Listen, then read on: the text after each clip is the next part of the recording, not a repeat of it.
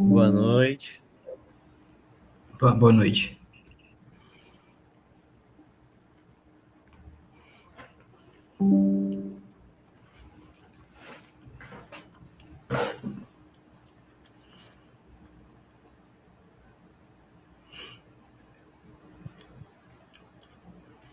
Gente, pessoal, já vamos começar a aula, falando aqui dos detalhes técnicos da transmissão e aqui já vamos começar.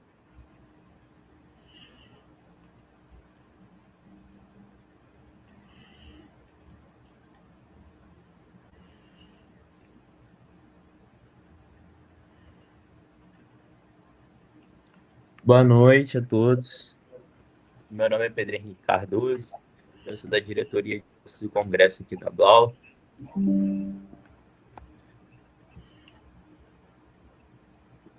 Tá duplicando aqui para mim. Alguém tá aí com a aberta? Se tiver, tira o som. Aí duplica.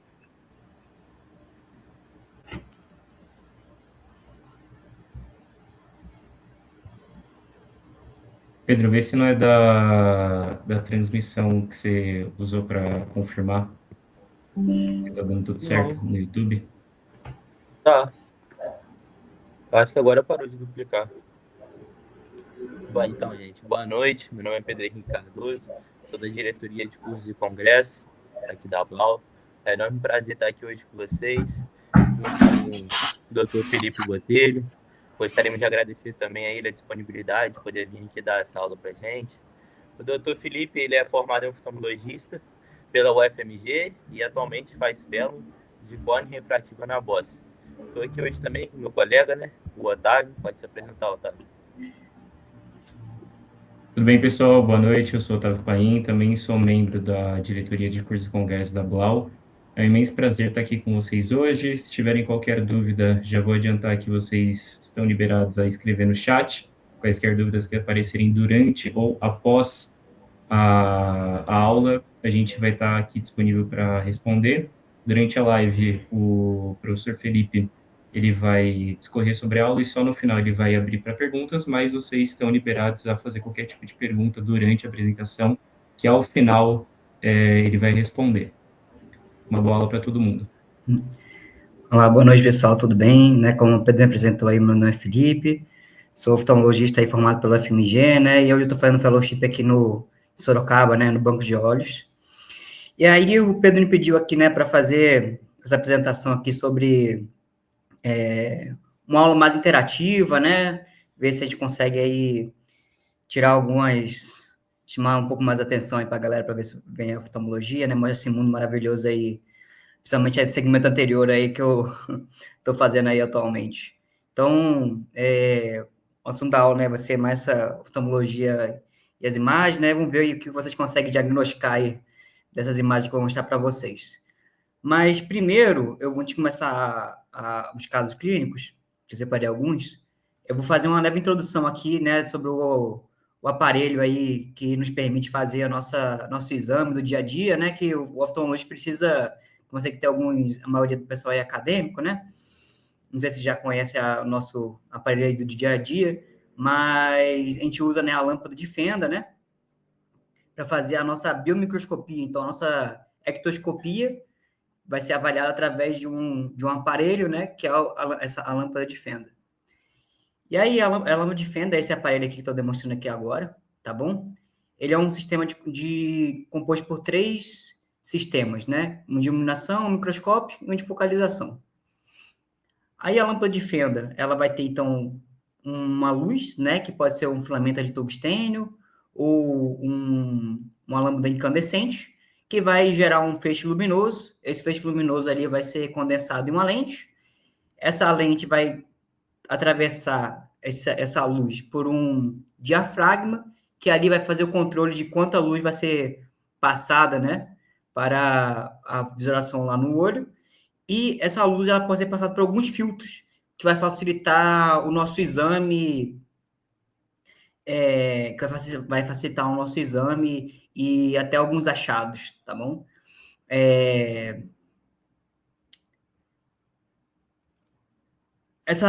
Como eu falei, esse diafragma que a gente vai ter na lâmpada de fenda, ele pode ser tanto ajustado, tanto na sua largura, quanto a sua altura, tá bom? E a gente pode rotacionar, como ali na imagem na direita, né? Para ajudar, às vezes, a medir ali uma lesão, ou às vezes para você conseguir ver alguma reação de câmera, ou alguma inflamação no olho, tá bom? E aqui tem alguns filtros, que pode ser como tá ali na imagem, o verde anerita, que vai facilitar, às vezes, no fundo de olho, que acho que foi a aula de ontem. Você vê ali as células ganglionares, né, os fechos nervosos ali das células ganglionares indo para o nervo óptico. Você pode também ter o azul de cobalto, para facilitar ali você ver alguma lesão, utilizando a fluoresceína, né, que é aquele colírio amarelinho que a gente bota no olho para ver se é alguma lesãozinha no olho. Pode ajudar também a ver alguns depósitos de ferro, tá bom? E também a gente tem um filtro cinza, que às vezes diminui ali, você pode tanto botar um pouco o filtro cinza, depende da lâmpada de fenda, você pode botar ele um pouquinho mais forte, um pouquinho mais fraco, ali, e vai diminuir um pouco da intensidade luminosa ali, que vai para o olho, às vezes o paciente tem um pouco de fotofobia, às vezes você quer uma intensidade, pode utilizar uma intensidade um pouco menor ali para facilitar ver alguma lesão, algum machado, tá bom? Ou às vezes você pode realmente tirar esse filtro ali e utilizar toda a potência da luz para você ter uma imagem um pouco mais nítida, às vezes para você identificar, como eu falei, até uma reação de câmara, ou até atravessar, às vezes, uma catarata um pouco mais densa para fazer o fundo de olho, às vezes facilita fazer essa visualização, tá? Como eu falei, um outro sistema dele é o microscópio, né, que você pode aumentar ali a magnificação da nossa imagem, né? A gente pode ter ali uma magnificação de 10, aumenta de 10 vezes, que é o nosso tradicional para fazer a microscopia geral, vamos dizer assim.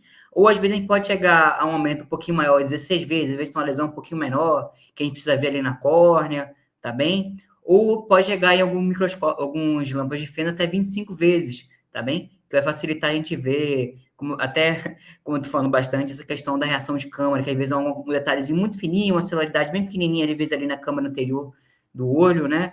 Que às vezes precisa de um aumento um pouquinho maior para facilitar, às vezes tem muito pouco, e aí você precisa, às vezes, aumentar um pouquinho mais a imagem para facilitar essa visualização, tá bem? O microscópio também tem, a lâmpada de fenda, na verdade, né? Tem ali, você pode ter um eixo, como é na imagem A. Você pode fazer um movimento um pouquinho mais grosso, segurando essa manopla ali para frente ou para trás, ou você pode até girar ela, tá bom? Para ter aquela, vamos dizer,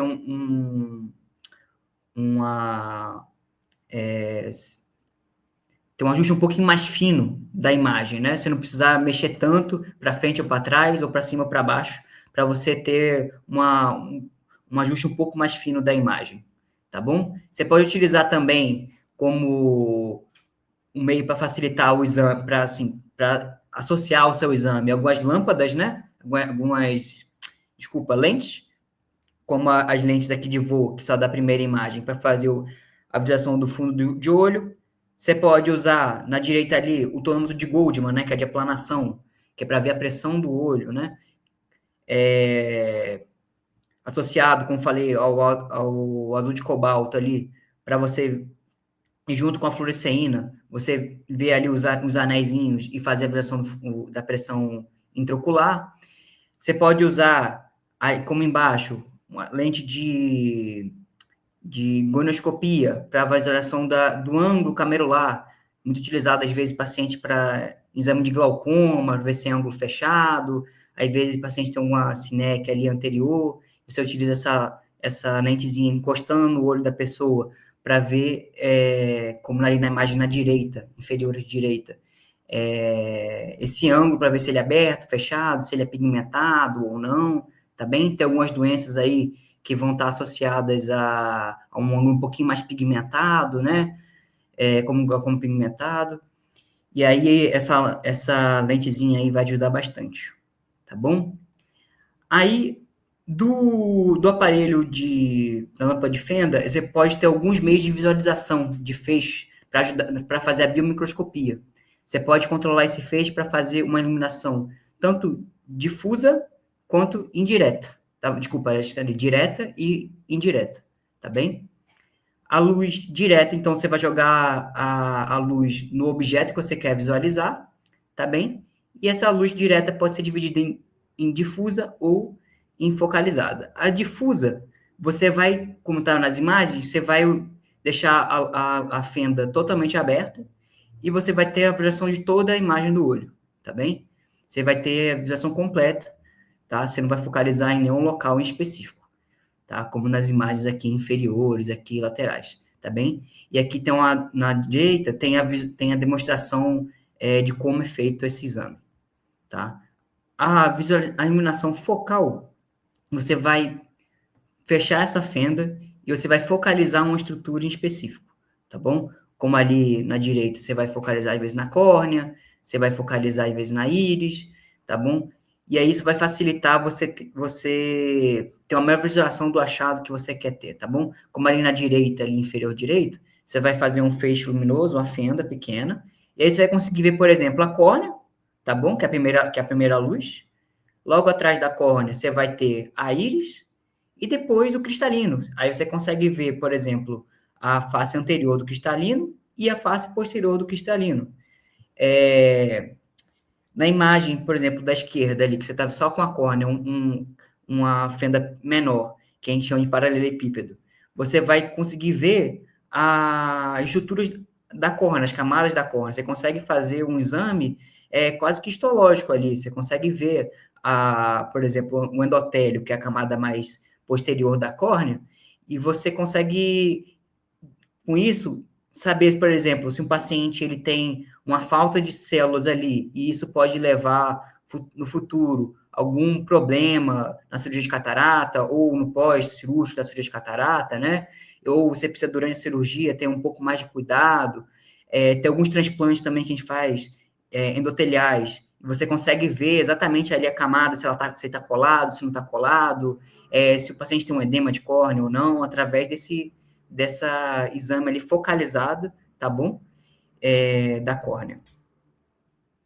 E aqui, ó, tem uma imagem, tem um videozinho aqui rolando aqui na direita, tá vendo? Então, você consegue ali, ó, como eu falei, alterar o tamanho do feixe, e com isso, você consegue escolher a estrutura que você quer visualizar, tá bom? Ali, mostrando ali, até tem um pouquinho de flare nessa imagem.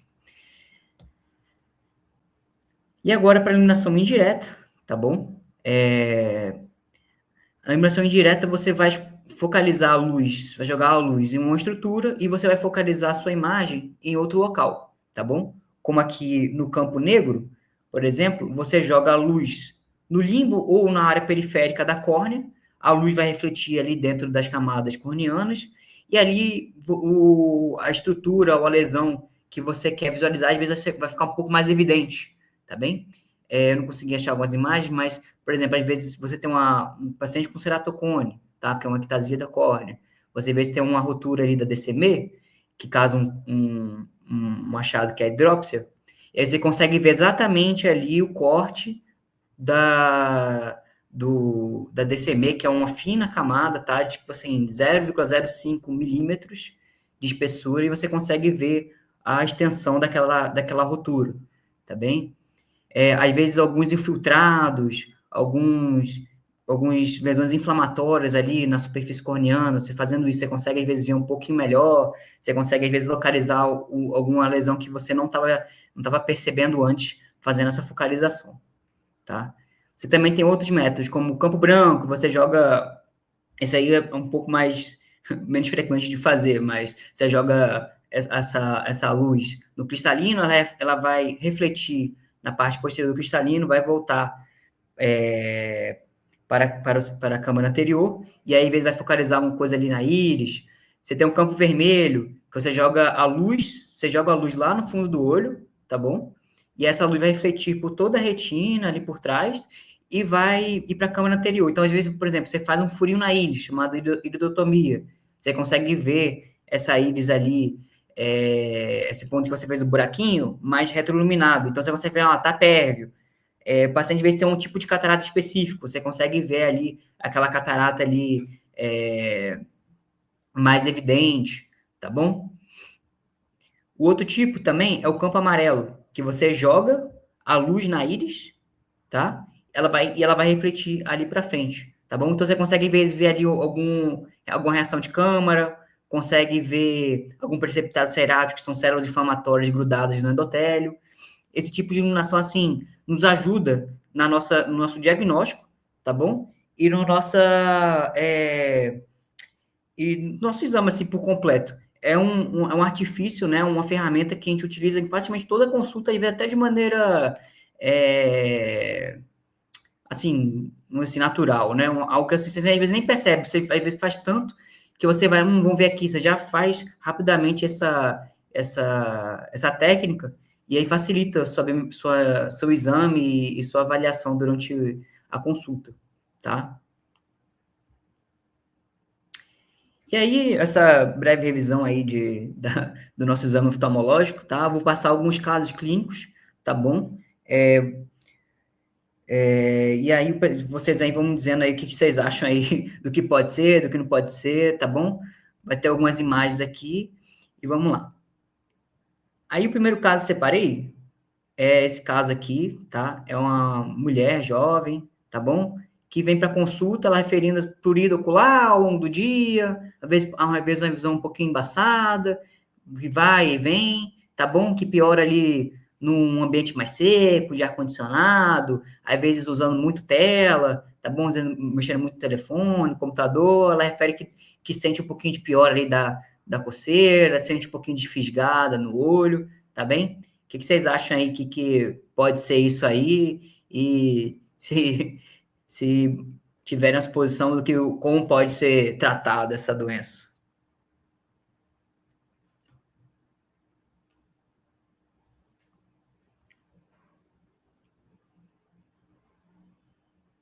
No caso, tava dilatada, tá?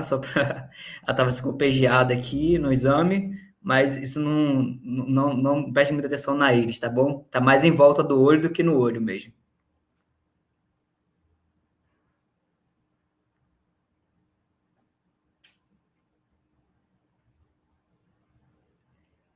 E aí, Pedro, você acha que eu passo? Tem uma Então, suposição? por enquanto ninguém respondeu ainda nada no chat. Eu acho que tem um pouco da questão do delay da transmissão, então eu acho que o pessoal ainda deve estar pensando a respeito do caso. Ah, não, beleza.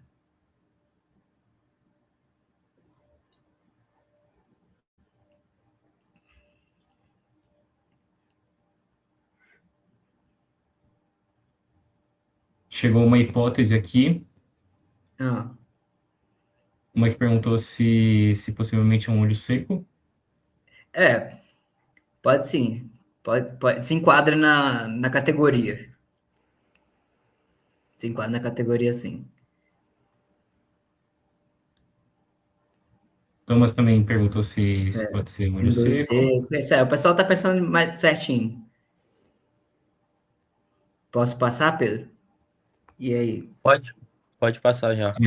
A gente fala também ou deixa com. Não, se quiserem falar, pode falar também, dá a hipótese de vocês. Tem. O olho seco tá pensando no caminho certo. Então, estou pensando em alguma. Por conta do prurido, pode ser alguma reação alérgica, né? Ou não? Não, mais ou menos, não. Diria que não. Eu vou. E aí, Pedro? Rapaz.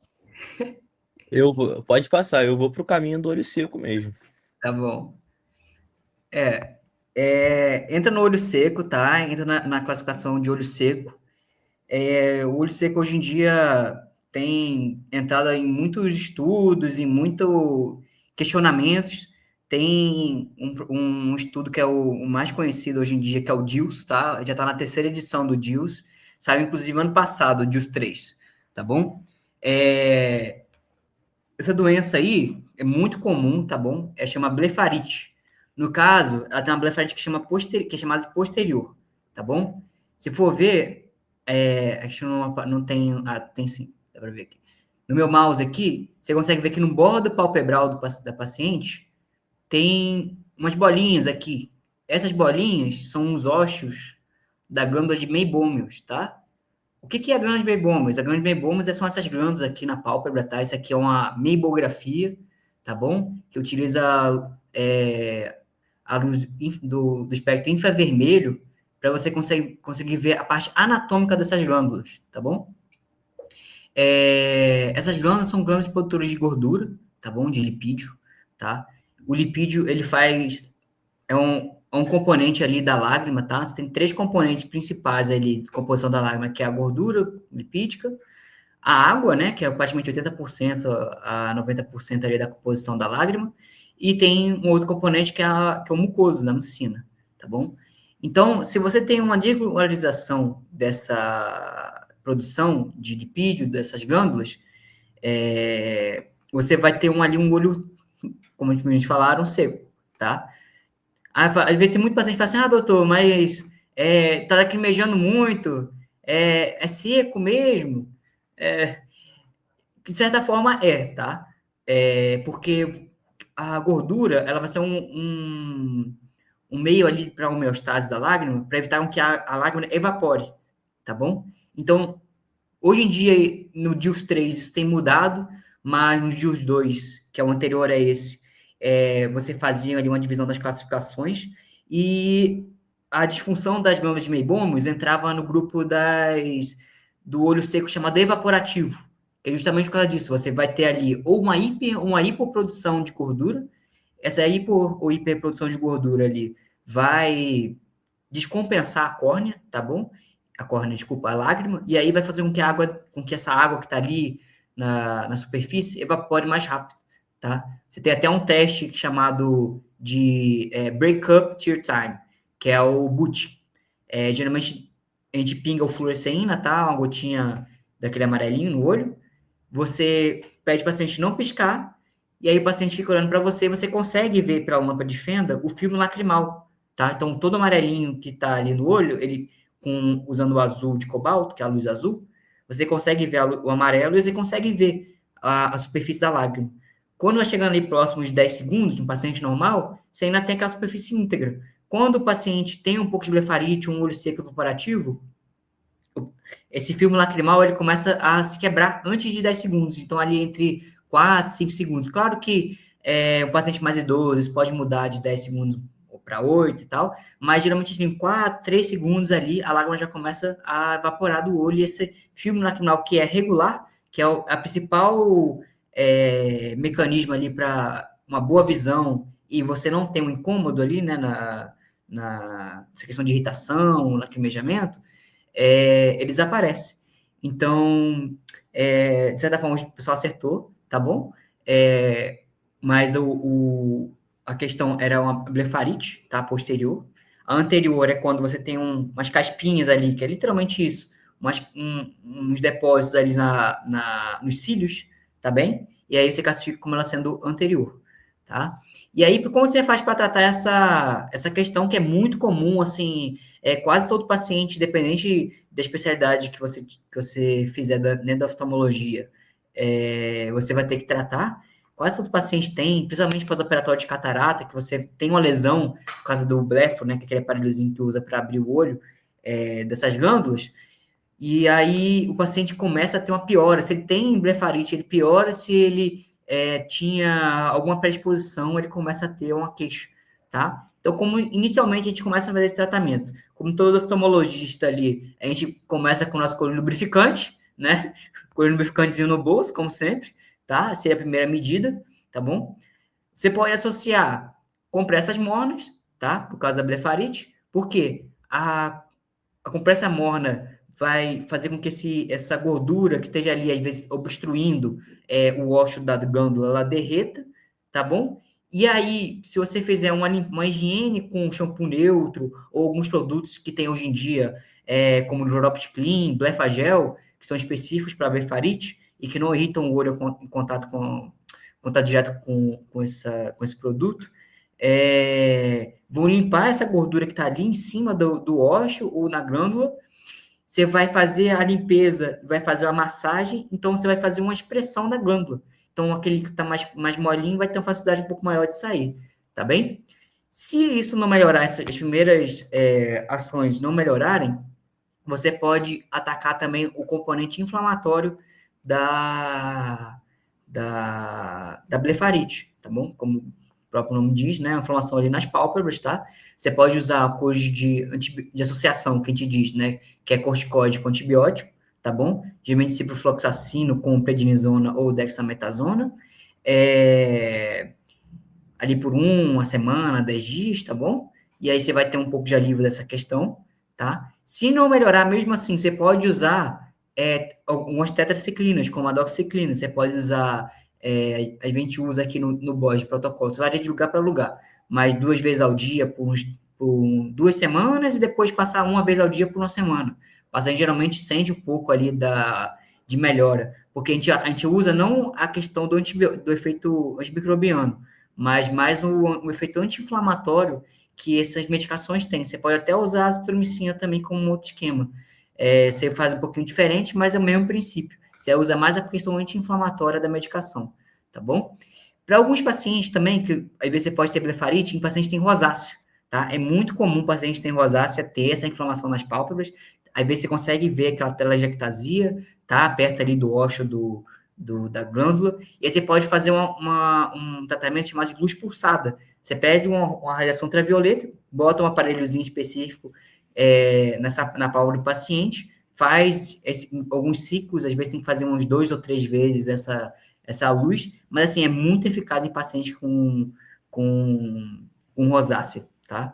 E você pode fazer, em último caso, associar também, se vê que é um componente está muito inflamatório, o paciente tem um olho mais inflamado mesmo, e não é por causa, às vezes, de alguma descompensação hormonal, às vezes porque o paciente tem uma alimentação ali descontrolada, ou por própria idade mesmo, você pode usar medicações que chamam de poupadores de corticoide, que são os imunomoduladores, como a ciclosporina A, que comercialmente é chamada de Restasis, tá? Você tem um Restasis ali, você usa, acho que, se não me engano, 1 ou 2 vezes ao dia, tá? E você usa, assim, por muitos meses essa medicação e tende a controlar ali um caso um pouquinho mais,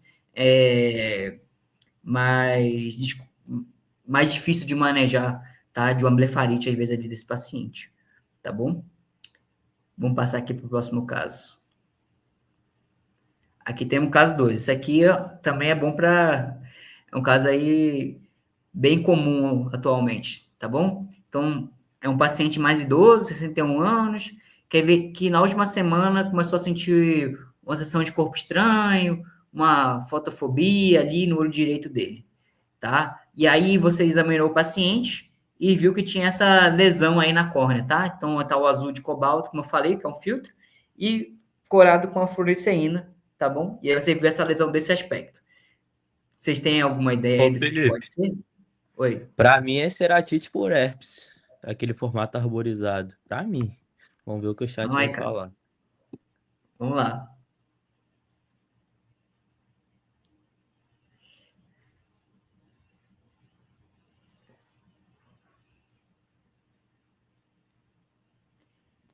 E aí, Otávio, o que você acha?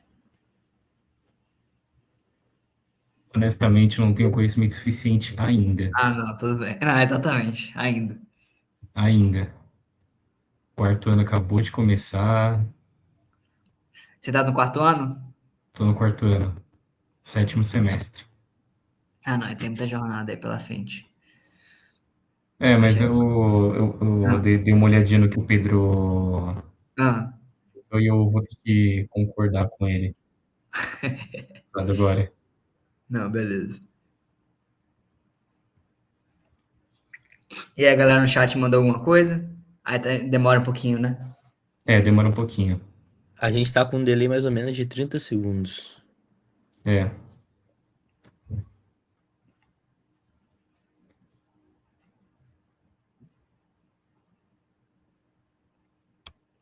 Doutor Felipe, só uma questão, só para tirar uma dúvida. Quanto às Pode perguntar. dúvidas sobre os casos, a gente tira com você durante os casos ou após?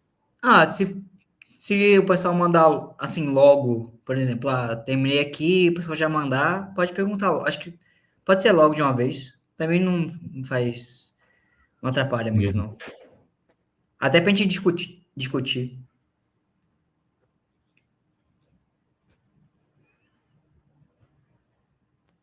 Tem alguma dúvida do outro caso, pessoal aí? Mandou alguma É, coisa? tem uma dúvida minha, na verdade. Pode perguntar, pode perguntar. Vou até escrever no chat para não perder. Que seria qual que é o motivo para o uso das tetraciclínicas no caso anterior, já que elas têm um outro efeito antimicrobiano além do que foi buscado pelo tratamento Então, do olho seco. a tetraciclina, ela tem tanto efeito anti-inflamatório, tá? Quanto um efeito também nas metaloproteinases, que degradam a córnea. Então, você pode usar... É isso aí, é uma ceratite. O pessoal tá mandando aí no chat. Mas ela tem esse efeito anti-inflamatório, então ela consegue ali regular é, essa inflamação que está ali pela disfunção da glândula. Porque acontece? A glândula pode ser tanto, como eu falei, por uma questão hormonal, ou às vezes alguma impureza, alguma bactéria que entra ali no ósseo da glândula e pode virar até um ordelo depois, né? Mas entra ali na glândula, inflama ela e aí leva a uma disfunção, às vezes está um pouco colonizado o paciente, tá? Mas é tudo uma questão inflamatória. O olho seco é multifatorial. É uma questão multifatorial, essa questão do controle. Então, assim, a maioria dos estudos não tem. Você vai ver em oftalmologia, é muita coisa, assim, até um pouco, às vezes, empírica, mas a maioria dos estudos dizem que, por ter essa questão anti-inflamatória, a tetraciclina consegue melhorar essa função da glândula, desinflamando ela e melhorando um pouco a produção ali do lipídio. Então, ela consegue ali produzir, às vezes, um lipídio um pouco melhor, que é um pouquinho menos espesso, e aí ela consegue, às vezes, liberar o fluxo, tá, da gordura ali pela glândula. Então, assim, são mais essas duas. Para a questão do olho seco, da disfunção de glândula, é mais por controle da inflamação, tá? Você consegue utilizar, igual tem uns pacientes graves aqui que a gente pega, às vezes com Steven Johnson, que é aquela doença que quando, às vezes, o paciente toma alguma medicação, tá? E aí tem uma reação tem uma reação alérgica a essa imune, na verdade, né? Uma reação imune contra essa medicação, que ataca o próprio organismo, o paciente fica todo queimado praticamente, aí você tem essa queimadura no olho, tá bom? E aí, às vezes, você começa tanta inflamação que a córnea começa a afinar em algumas áreas. Então, você usa a doxiciclina, tá? Para você ter o controle inflamatório e enzimático, e aí você consegue, às vezes, evitar que esse afinamento da córnea por consumo de inflamação mesmo progrida, e aí você consegue estabilizar, às vezes, um quadro, entendeu? Então, no caso dele, mais da disfunção das glândulas, é mais por questão inflamatória, tá? Você pensa mais em Entendi. questão... Não tem, tipo assim, vamos dizer assim, você diz um mecanismo, né? Uhum. Eu não sei te explicar, talvez, o mecanismo. Você que ele consegue modular, é mais uma modulação da reação imune, e aí você consegue controlar o quadro associado a outras medidas. Então, você tem que continuar fazendo a limpeza, continuar fazendo as compressas, e você associa, tudo escalonado. Se for pegar o DIUS 2, que é a esqueci, a DIUS é uma sigla. Se eu for pegar esse estudo, ele tinha um escalonamento, ele tinha tipo eu achava um pouco melhor, porque no DIUS 3 ele não escalona mais o tratamento, ele pega o paciente individual e ele vai atacando ali, inflamatório, então você vai tratar mais a parte inflamatória. O paciente tem mais olho seco, tipo igual artrite reumatoide, que você tem, às vezes, síndrome de Sjögren, né? Que é a síndrome seca. E aí você tem que utilizar mais lubrificante, mais medidas de lubrificação, porque você não consegue produzir a parte do componente aquoso, né? Mas o DIUS 2, você escalonava, tipo assim, usava primeiro o colírio lubrificante com conservante, aí depois tinha que passar para sem conservante, porque tem que usar mais vezes. Aí depois você tinha que entrar com essa limpeza, aí entrava com esses pulsos de antibiótico com corticoide, colírio mesmo. Aí depois não melhorou, aí doxiciclina, tetraciclinas, aí depois fazia, você às vezes tinha que usar muito mais tempo corticóide, aí fazia esse poupador de corticóide, já tinha um escalonando, assim, então você tem que sempre manter as outras medidas juntos, assim, entendeu?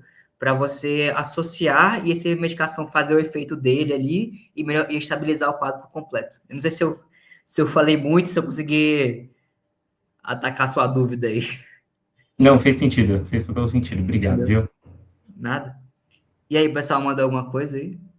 Todo mundo falando sobre ceratite, é, além, especificando o que o Pedro já tinha dito, Isso. Aí, eu vi agora, eu mandarei pro herpes simples.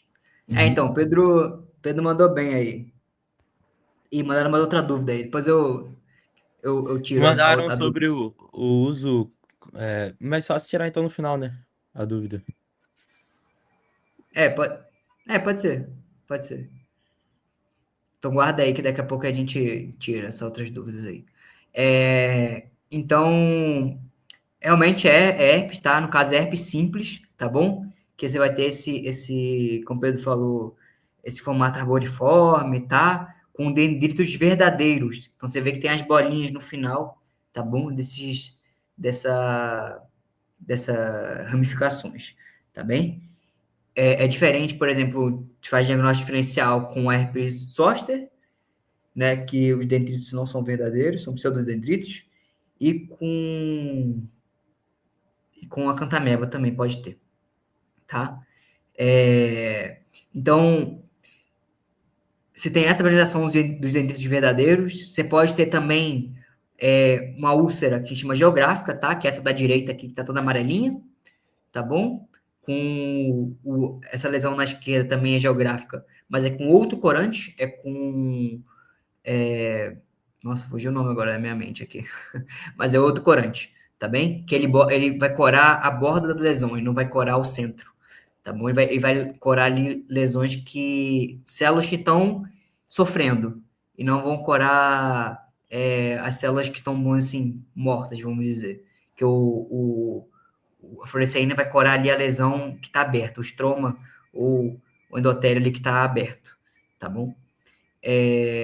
Aí, com o tratamento de herpes simples, tá? O tratamento convencional, já pensaram até em fazer com pomada, a ciclovir pomada, mas não viram que tinha tanta diferença, então o principal remédio que a gente usa é o aciclovir mesmo de 2 gramas, né? Então, 400 miligramas 5 vezes ao dia, tá bem?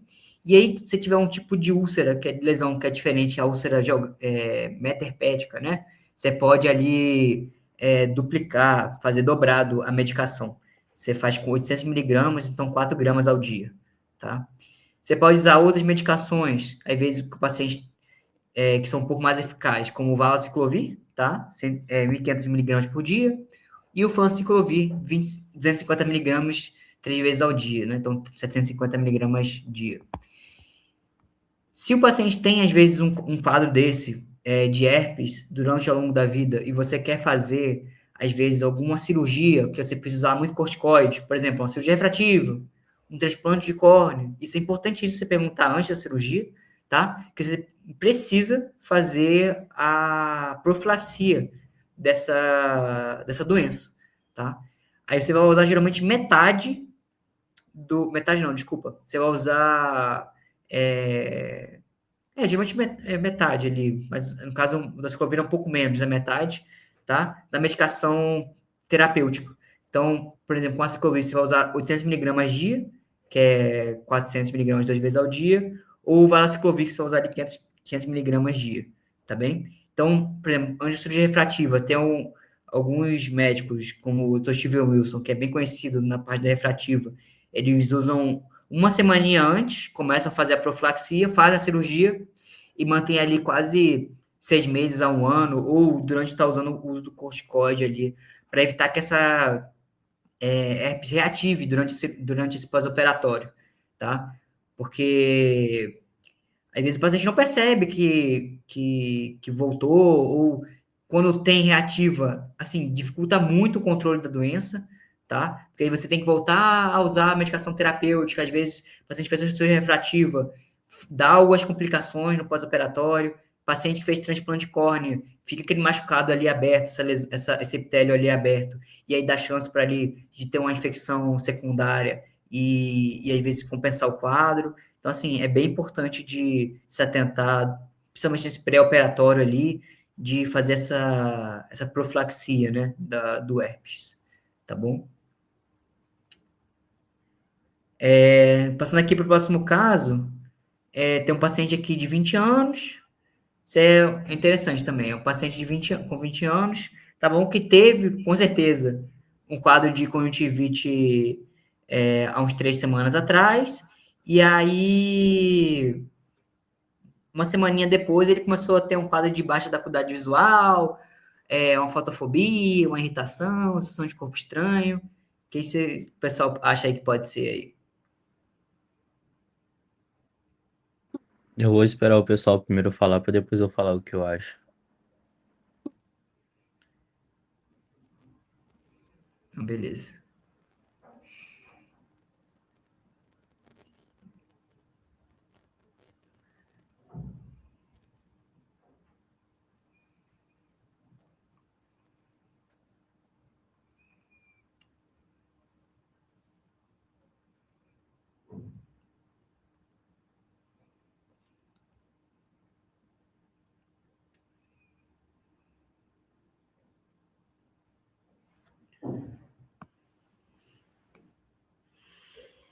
Ô, Felipe, seria a fase tardia do adenovírus?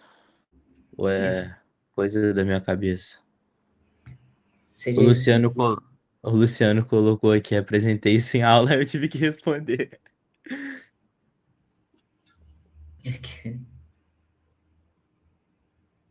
É,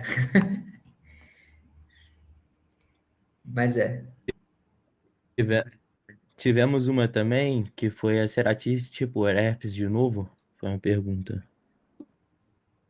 Não, no caso não. Tem alguns. É que na córnea, esse que é um problema até. É tudo meio parecido, pode ter alguns quadros semelhantes, assim, sabe?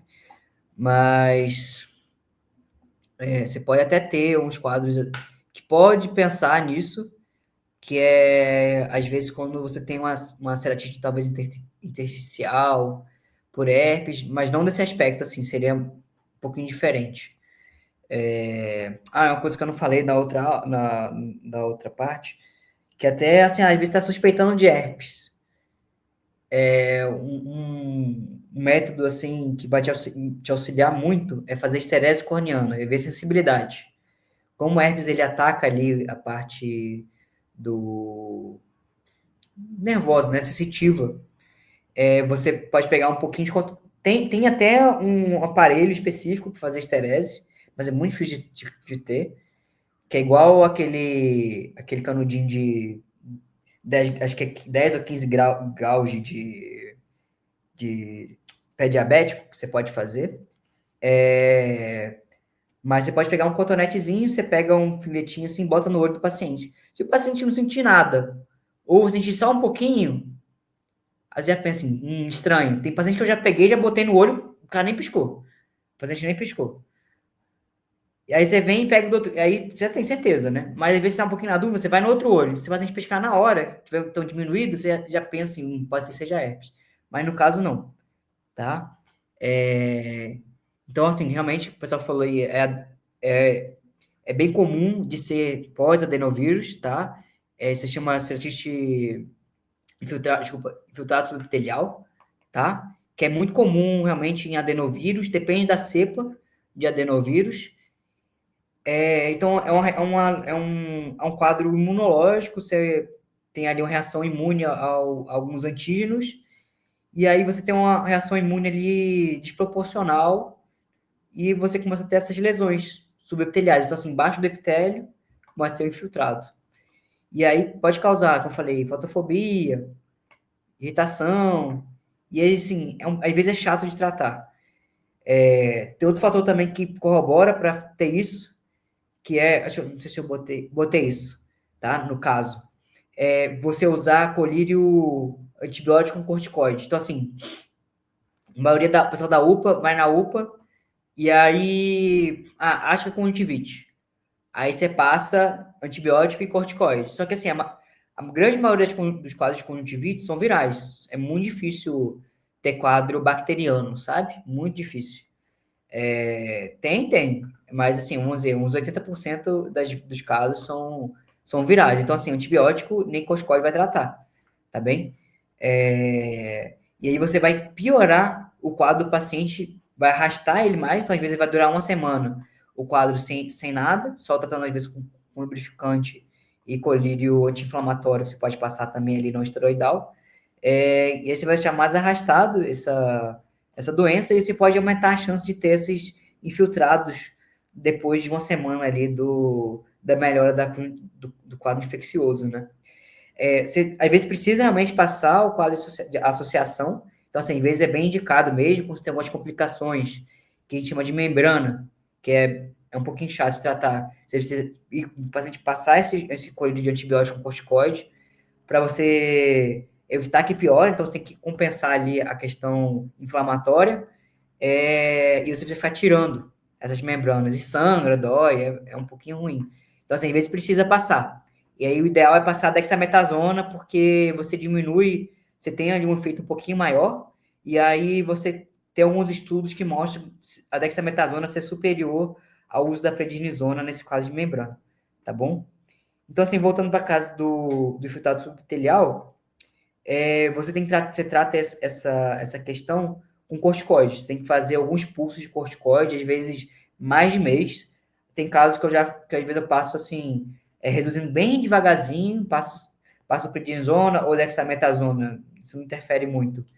Colírio, umas 4 em 4 horas por 10 dias, e depois de 10 dias reduz para 6 em 6, depois 8 em 8, faz um desmame.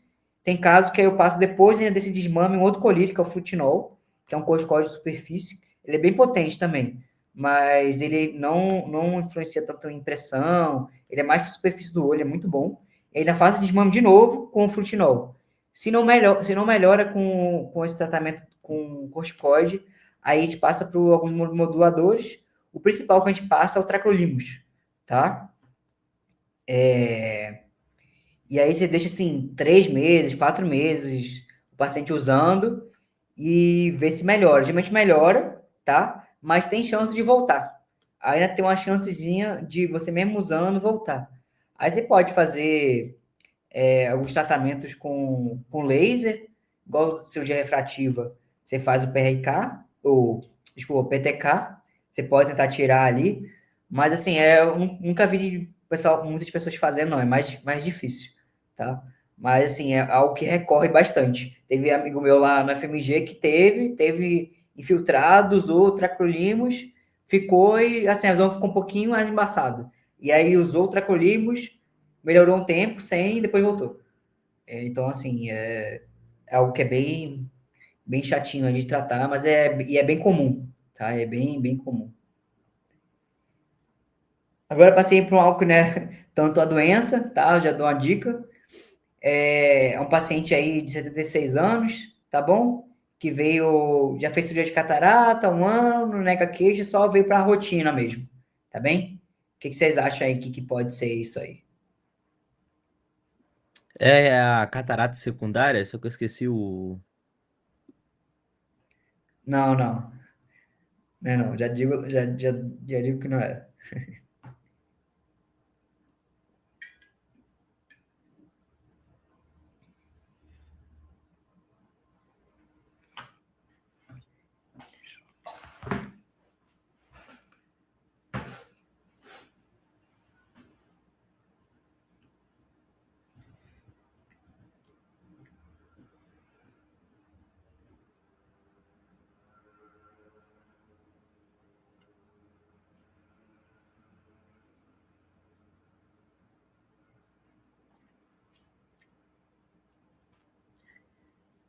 Doutor, você falou que o histórico do paciente é qual mesmo? É um paciente que veio mais para veio para rotina, só uma rotina oftalmológica. Ele fez então a cirurgia 1 ano atrás e tá voltando hoje para com você aí só para ver se troca o óculos, se não troca o óculos. Pode ser arco-sênio ou Ele é não? sintomático? É, é arco senil, Otávio acertou. E eu saí aqui sem querer. Tá, então vamos passar aqui, então. Então, se eu voltar aqui para live. Então aí é o arco senil mesmo, tá?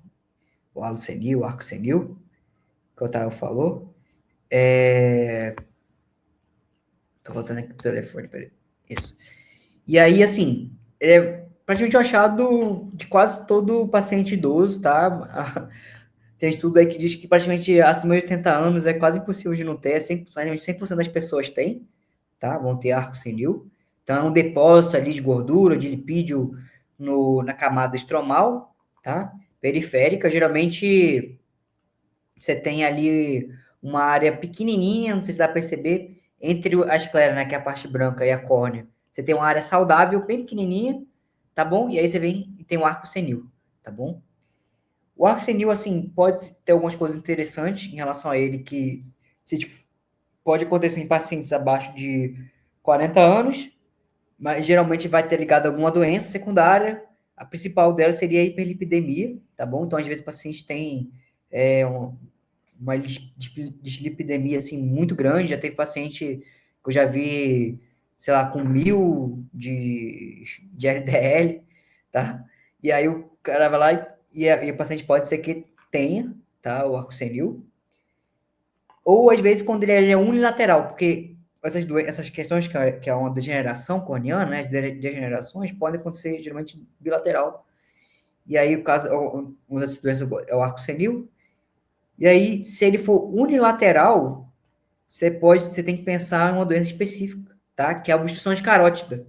Mas não no lado que está tendo o arco senil, no lado contralateral.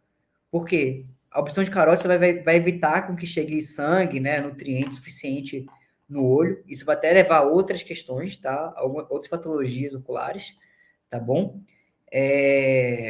Mas aí vai evitar com que chegue gordura também ali pro olho, e aí você não vai ter o depósito.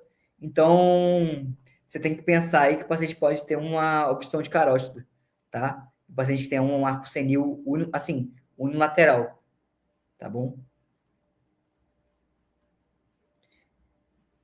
Vamos pro próximo caso aqui, isso também é interessante, tá?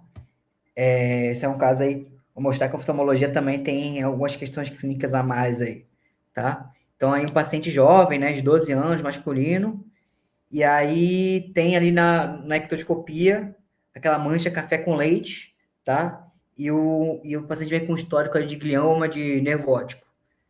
E aí ele tem, na biomicroscopia aí, não sei se eu posso dizer, mas aí tem essa alteração aí no olho. Tá bem discreto, eu já digo logo, é muito discreto, tá? Eu já vou dizer que não é na córnea, mas é bem discreto a alteração que tem no olho aí. Essa é uma imagem difícil.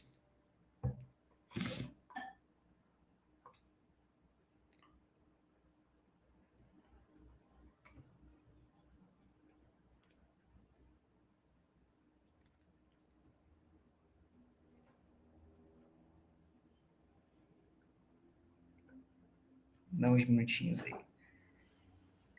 Essa aí, quem acertar, pô. Pois.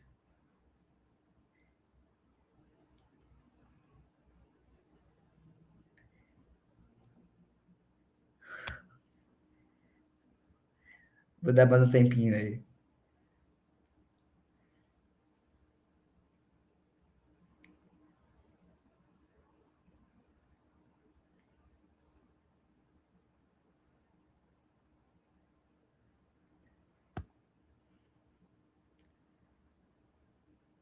E o Otávio caiu. Voltou. Não, Ô, beleza, Felipe, tá. só teve Pô, essa por enquanto. Ninguém então, o quis cara. Não, arriscar. mas o cara mandou muito aí, pô. O cara tem que ser residente, não é possível, não. Isso aí, acertou. Neurofibromatosis tipo 1, tá bom?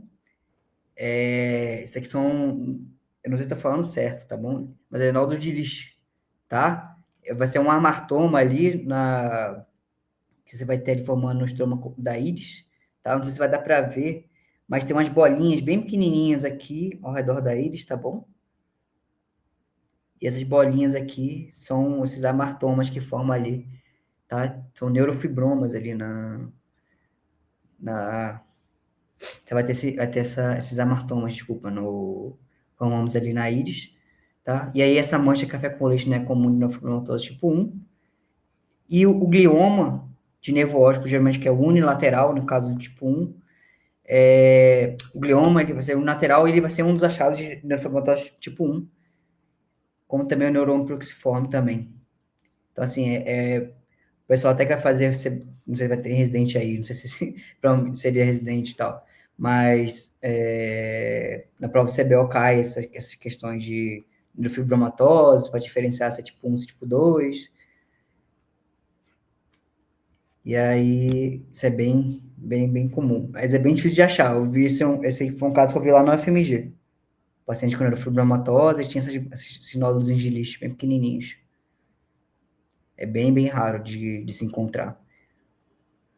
Bem, parabéns aí para quem acertou aí. Vamos para o próximo caso aqui. Esse casinho foi um casinho que eu vim aqui também. Foi aqui que eu vi no Boys. É um paciente masculino, 35 anos, tá bem? Teve um trauma com um fio de energia na empresa dele. Dentro da empresa, acho que ele era eletricista, uma coisa assim, e aí ele foi lá e teve um fio de eletricidade bateu no olho dele. Mas não estava com energia no momento que ele estava mexendo, tá? E aí ele bateu no olho dele, começaram a tratar com antibiótico, tá? Com o gatifloxacino. Estavam 20 dias tratando já. E aí, mesmo tratando com antibiótico, continuou com dor no olho. E aí tá com essa machucada aí. O que vocês acham que pode ser? Eu arrisco ceratite fúngica. É um palpite.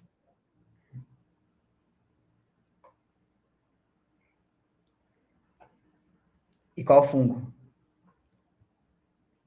Aí pega Aí pesado. você quer demais pra uma Aí pessoa. arrebenta. Aí arrebenta.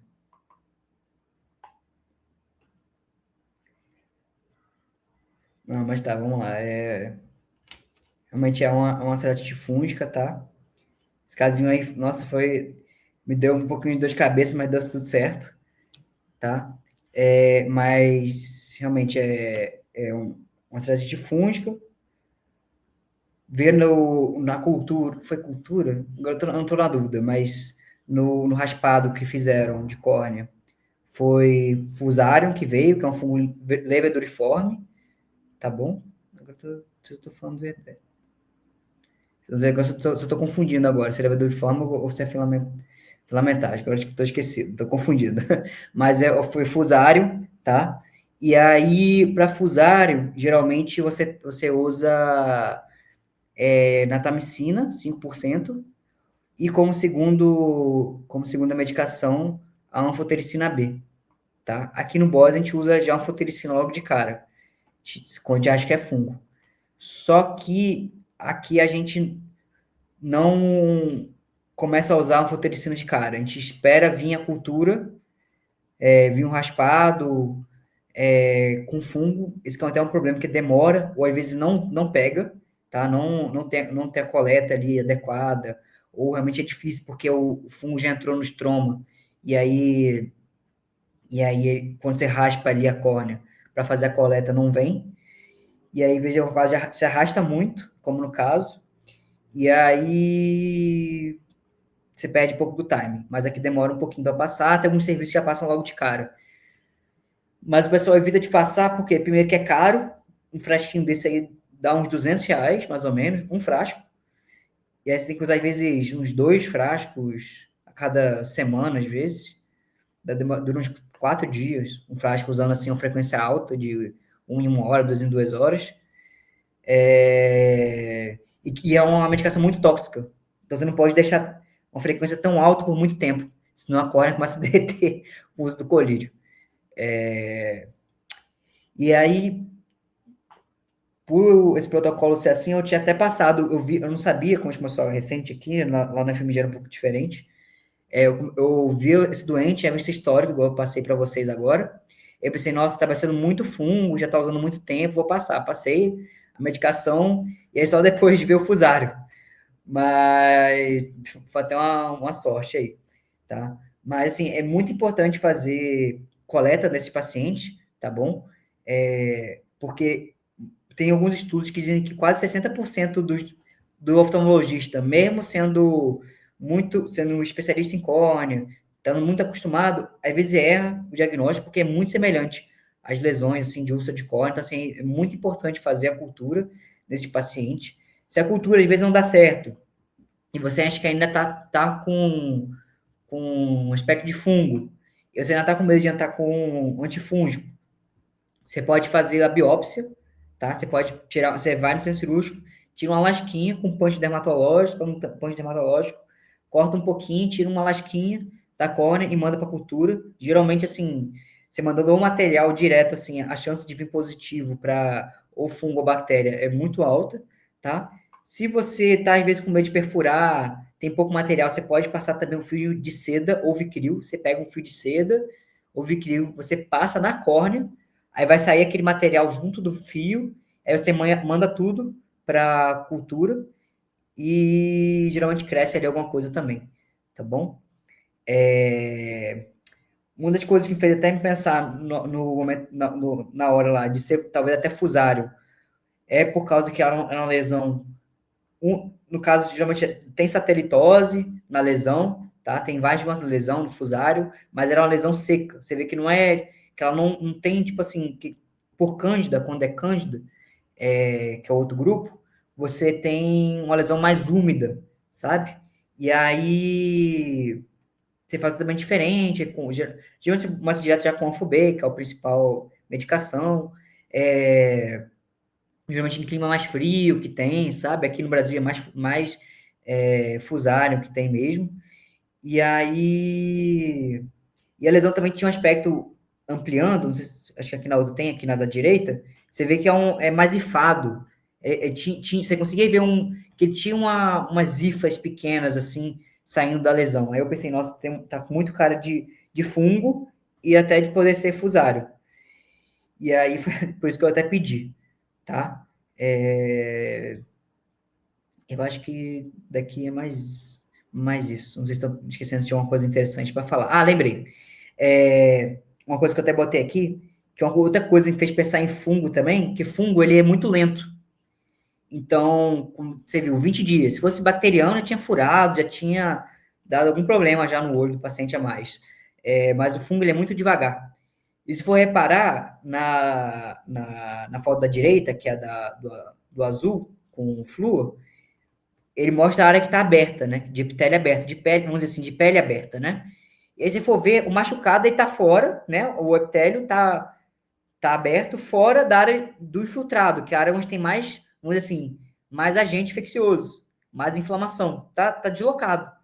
Isso foi até uma das coisas que me fez pensar em fungo. Então, às vezes, o epitélio fecha por cima da lesão. Tem algumas bactérias que causam isso, tipo microbactéria pode causar isso também, de fechar a epitélio por cima, porque é um crescimento lento e tal, mas isso também está muito ligado a fungo. Então, uma coisa que tem que lembrar também nessas doenças fúngicas, que você tem que tirar o epitélio, porque a anfotericina, os antifúngicos não penetram no epitélio. Então, você às vezes tem que tá assim, machucadinho pequenininho, corando, você tem que chegar lá, pegar uma lâmina 15, ou para fazer uma espada de Kibura, né, que ajuda a fazer a raspagem, tirar o epitélio, abrir o machucado do cara e falar para ele começar a pingar o colírio de novo, para fazer com que a medicação penetre no estroma. Senão você vai ficar usando colírio, que é caro, que machuca, que é irritativo e não vai estar fazendo efeito nenhum, sabe? Então isso é bem, bem importante. Bem, vamos passar aqui para o próximo caso. Esse é um caso que eu vi lá no FMG, tá? É um paciente masculino, trabalhador rural, e aí ele fala que nos últimos 2 meses começou a ver essa mancha aí no olho branco aí. Aí o que vocês acham que pode ser?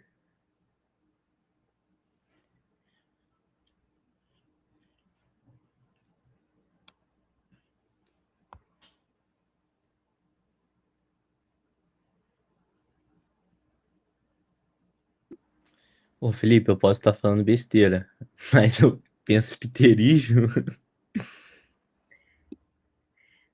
Não faço a mínima Não. ideia. Tem uns pterídeos que podem parecer. É que esse aí tá muito diferente, mas tem uns pterídeos. Uma pessoa que também Algumas vezes perguntou essa se doença se era. parece com pterídeo. Oi? O cara que também perguntou se era pterígio. Não, não é pterídeo, não. Pode ser uma neoplasia escamosa? Caraca, cara, que isso, hein? É isso aí mesmo. Ele Opa! participou da aula com o Rubens sobre isso. Ele Ah, aqui no curso entendi. aberto da Blau. Eu fui o host dessa aula, O então roxo, né? Tá, acho peraí, que eu só vou discutir. Eu só tô esperando o telefonema aqui. Posso parar só um minutinho? É um segundo. sem Pode, pode. problema. Peraí, só um minutinho. Pessoal, aproveitando que a gente teve esse pause, a aula do Dr. Rubens, que a gente acabou de comentar, ela está disponível aqui no canal da Blau.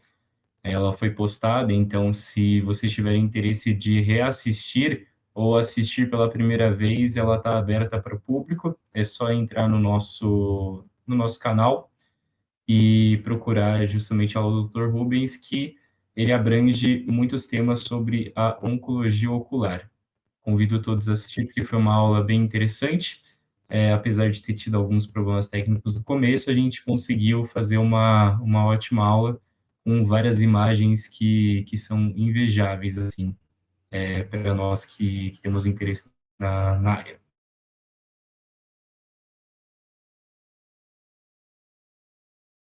Otávio, já tá acabando a aula? Vamos enviar o link para eles da presença e a palavra-chave. Perfeito.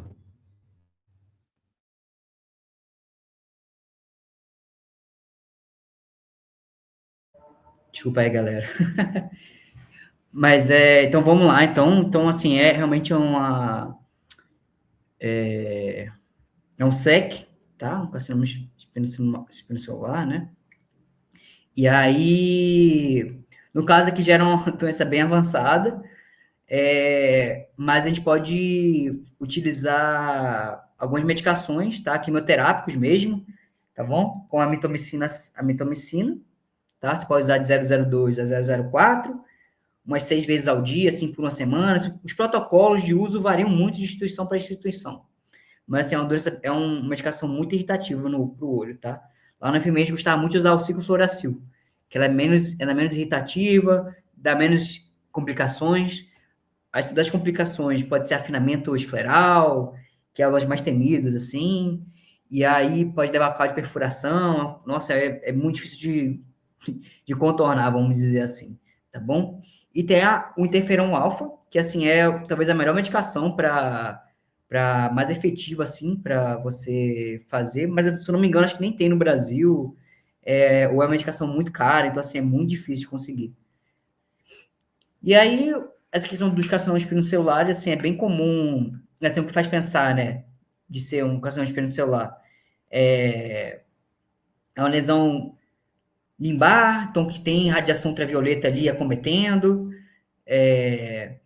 você vai ter presença de vaso sentinela, vai ter uma lesão ali, no caso, com borda irregular, você pode ver, né, com borda irregular, às vezes elevada, papiliforme, como ali embaixo na imagem direita, tá bom?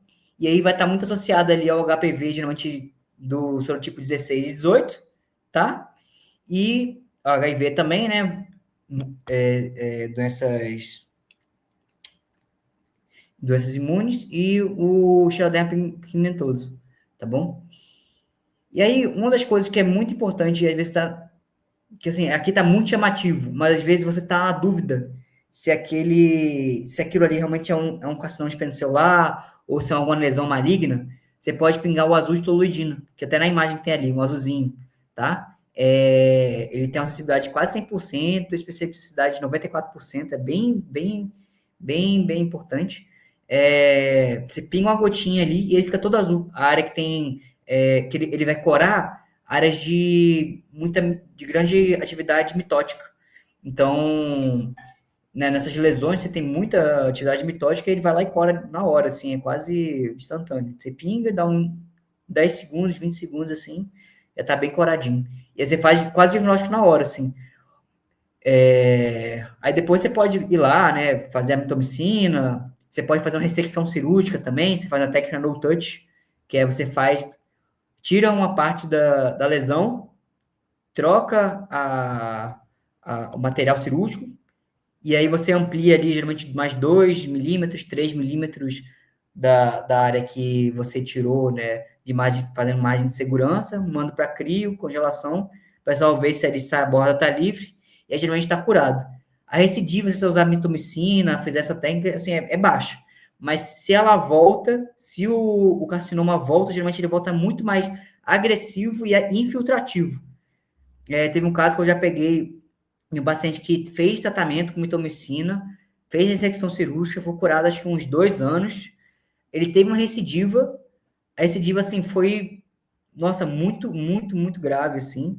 Já estava infiltrando para dentro da órbita já. Tinha uma parte entrando para o olho e tinha uma parte entrando para a órbita. Aí ele fez enucleação. Ele tirou o olho por inteiro e o conteúdo orbitário por inteiro. Foi até com cabeça e pescoço que fez. E assim, foi, nossa, muito. Foi um caso assim, bem emblemático, porque tinha até. Ele também tinha linfoma também, então era um paciente que já tinha mais de um câncer, assim, é um caso até um pouco raro, assim, de se ter, né?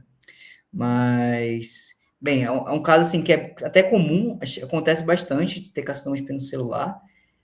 Como eu disse, dá para controlar, tá? Então, você tem que referenciar logo para o serviço de oncologia da região, ou, se caso você seja habilitado, né, já começar a fazer medicação logo, que responde bem.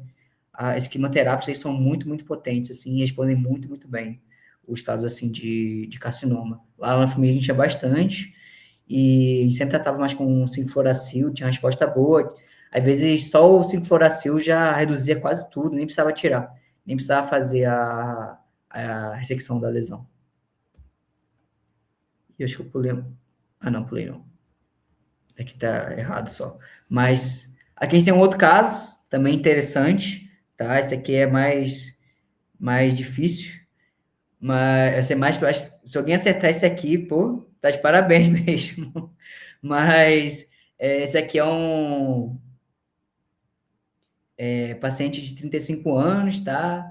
Acho que eu não botei aqui também. Refere baixa acuidade visual, sendo encaminhado para avaliação de transplante de córnea, tá bom? E aí ele tinha na córnea essas. Não sei se vai dar para ver aqui na. Deixa eu tirar só os. Está sem som. Se dá para ver, tem uns brilhos assim no estroma da córnea, tá bem? Você consegue ver bem assim, como se fosse quase uma árvore de Natal, assim, na córnea do paciente. E aí eu vou dar vou dar mais uma dica, não sei se vai ajudar, mas esse paciente também tem uma doença renal associada, tá bom? E aí, por isso ele causa esses depósitos aí na córnea. Ô, Felipe, tivemos algumas respostas aqui já, no total 3. A primeira foi o ceratocone, a outra foi distrofia corneana e degeneração corneana. Tivemos essas 3 respostas.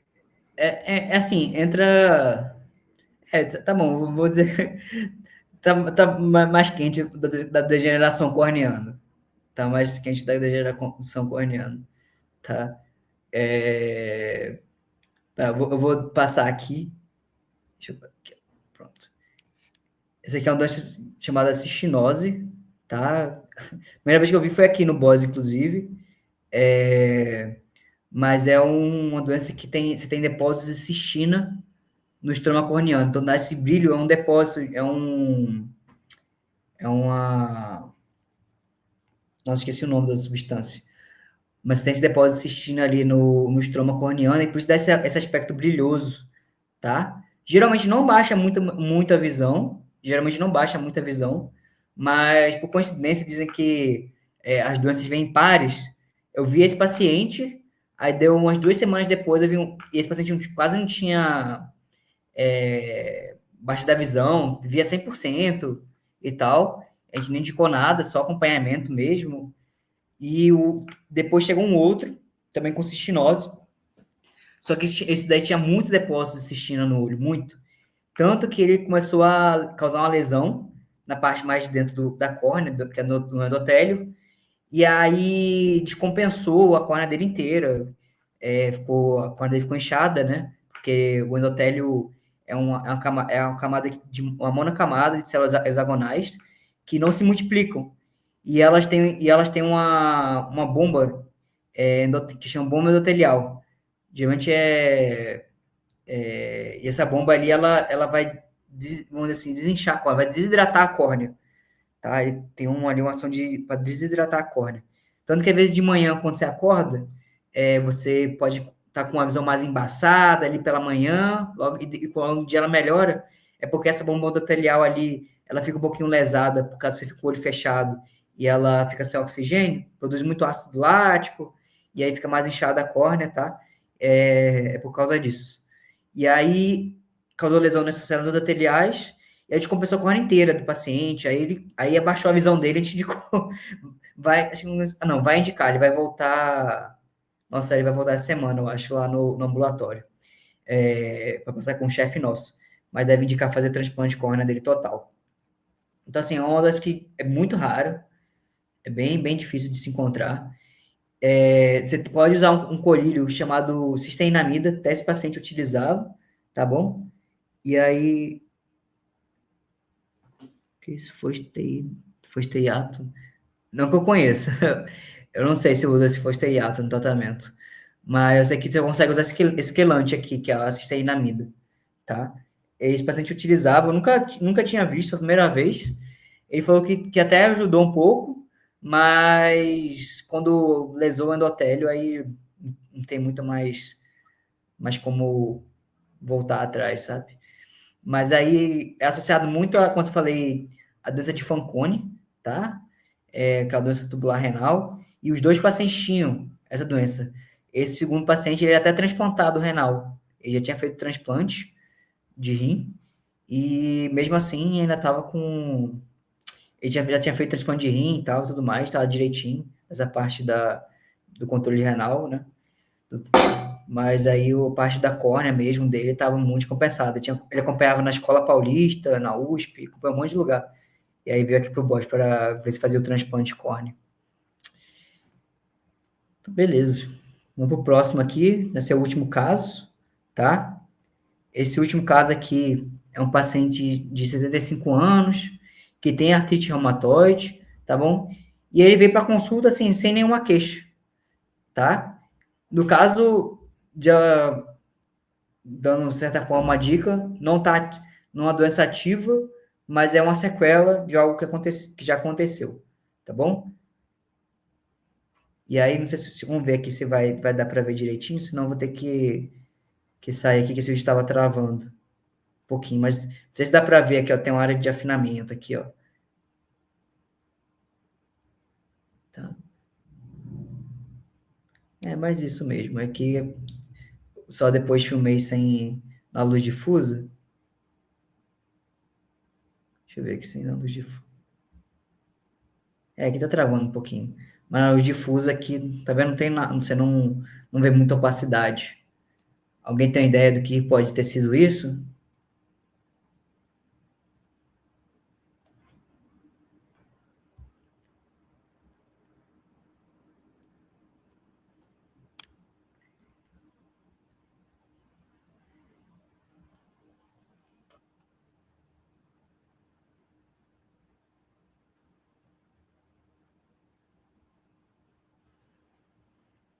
Tem alguma chance de ser esclerite?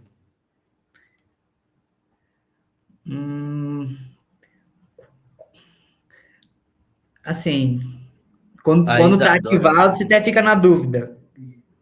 Mas não é não. a Isadora também perguntou. Não, quase.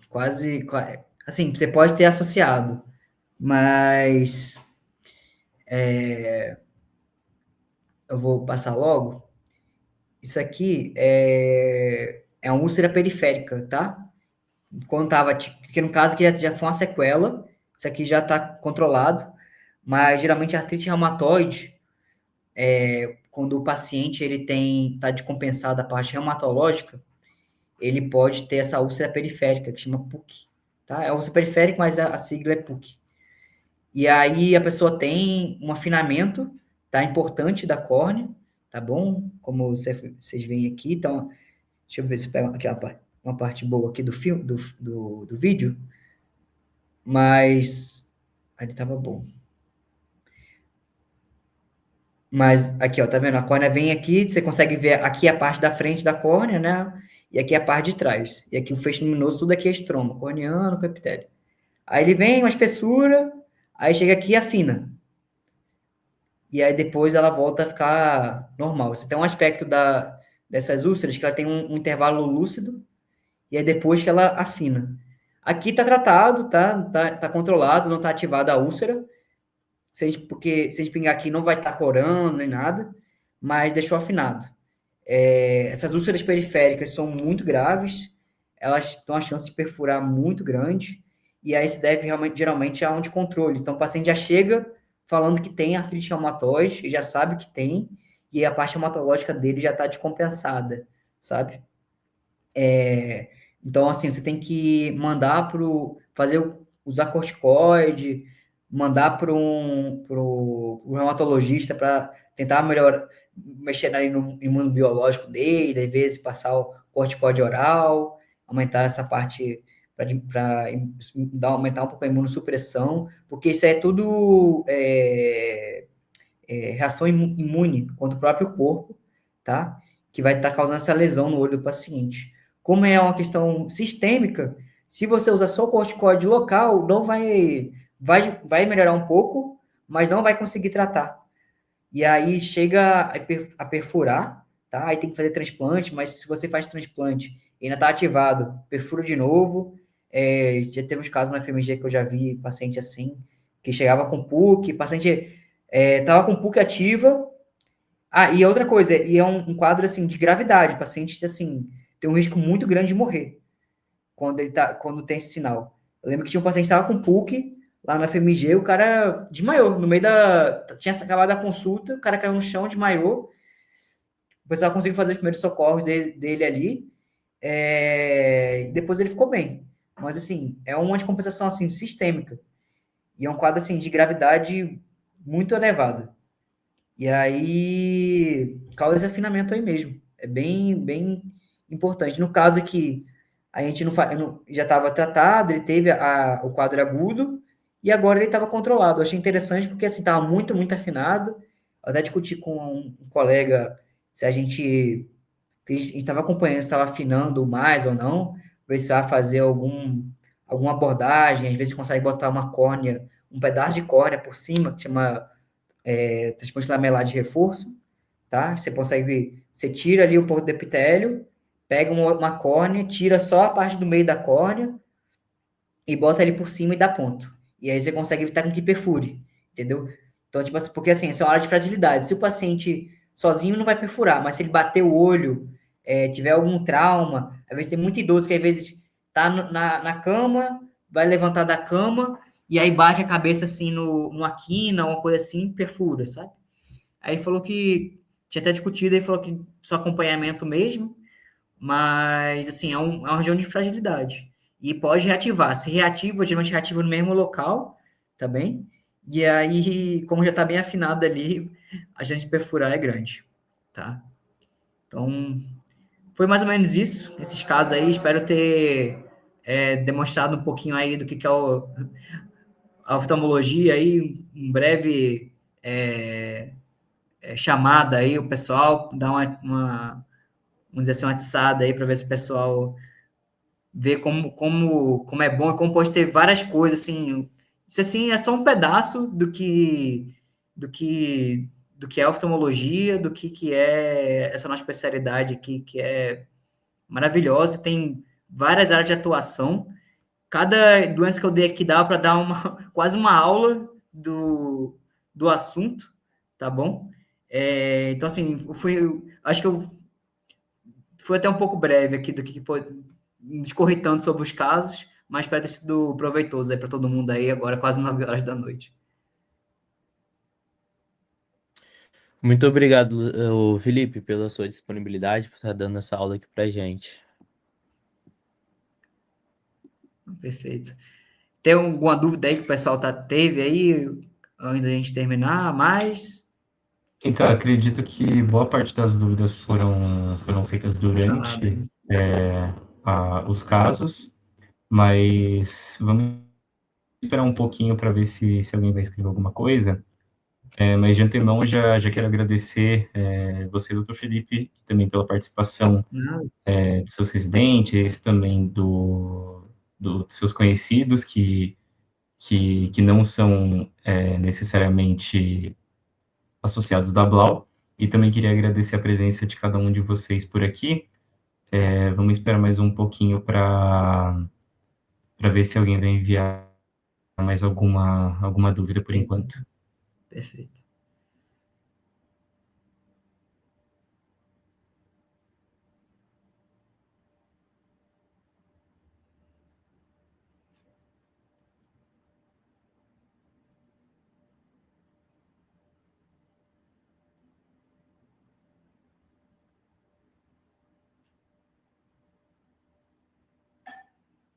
Ó, por enquanto aqui não teve nenhuma dúvida, não.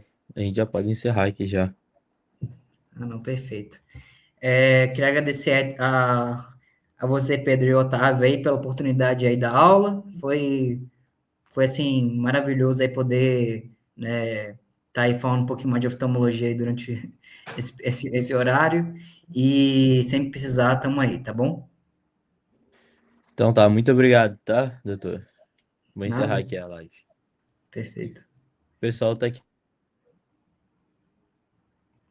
O pessoal aqui tá mandando mensagem agradecendo da aula. Muito obrigado aí, pessoal.